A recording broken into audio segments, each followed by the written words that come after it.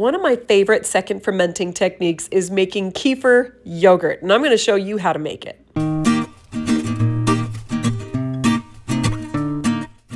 You need to start with your first round of fermenting, feeding your kefir, letting it ferment, and then straining it out the next day. If you need a video on that, I'll put that in the description as well as up in the corner here. So after the first fermentation, you're ready for the second fermenting. I use this great little straining bag. I got this off of Amazon. I'll put links in the description. It's like a flour sack, and then it has a wire handle that you can actually zipper it around, which is super handy. So you just zip it around, and then we're going to use this to strain our kefir while it is doing its second fermenting. You can also put a coffee filter in a strainer, but I find that a real pain to put in my fridge. Then I will use a 1/2 gallon wide mouth jar, and I'll place my flour sack bag inside of it and use the wire handle to just lay it over the top, and that holds it in place for me. And then I will pour my freshly strained kefir into this flour sack. And you will start to see immediately the whey start dripping out through the bottom and the cream separating out through the top. And that's what you want. You want the whey at the bottom, and it's going to leave you with a thicker, drier cream, which is exactly what you want. And then I'm going to add some kind of sugar to it, like a fruit peelings, citrus peelings. You can add different herbs and things. I actually really like strawberry banana. In this one, I'm just doing strawberry. Now, how much strawberry to how much kefir doesn't really matter. That's up to your personal taste. You just want to give it some sugar to eat, and that's going to calm down some of that strong tart flavor.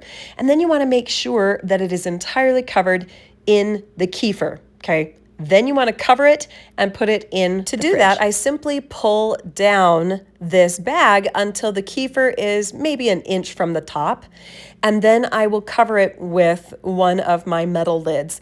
A plastic lid would actually be better in this case because sometimes the metal lid can leave a little bit of rust, and that can be hard to get out of the bag. But as long as it's not in your kefir, it shouldn't be an issue.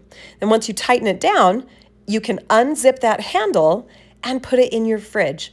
Now, before I put it in the fridge, I also like to label it because I a lot of times have a lot of kefir projects going on at the same time. And so I will label this second to stand for the second fermentation. And then I will label it with what I used. And I know it's pretty obvious I used strawberries, but sometimes I don't remember what I used. So I always label it. And before I put it in the fridge, I like to just wipe off any extra kefir that I happen to get on the lid. Nobody wants to reach in, try to unscrew that lid with kefir on it and get their hand all sticky. So I just wipe it off and then stick it in the fridge. And I leave that overnight.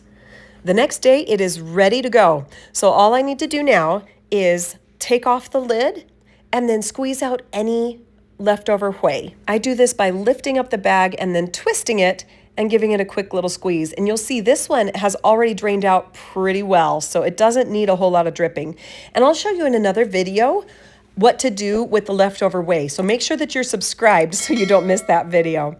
Then I will take the cream with the strawberries in it, and I'll use some kind of a wooden spoon or a silicone spatula or something to scrape off the kefir from the bag, and then stir it up.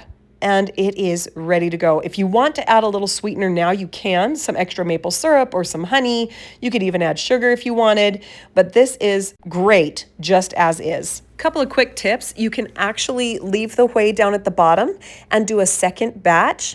And then you can use that whey to make something else. I'll just put more sugars in the bottom and also in the top. And then I will add the kefir at the top again to make more yogurt. Now keep in mind that kefir yogurt is different than typical yogurt because both of them have good probiotics and good bacteria, but the kefir also has yeast, which regular yogurt does not have. But both are exceptionally good for you. The next little tip is you can just hand wash these bags.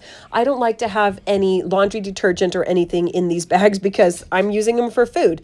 So I just hand wash it in the sink, and I'll use a little soap and just get it nice and clean that way. If this video was helpful, please give it a like, and remember to subscribe so you don't miss any of my kefir videos or any of my other desert forest garden adventures like you see right here on the screen, which I encourage you to watch next. You're definitely not going to want to miss those, and I'll see you on the next one. Thanks for watching.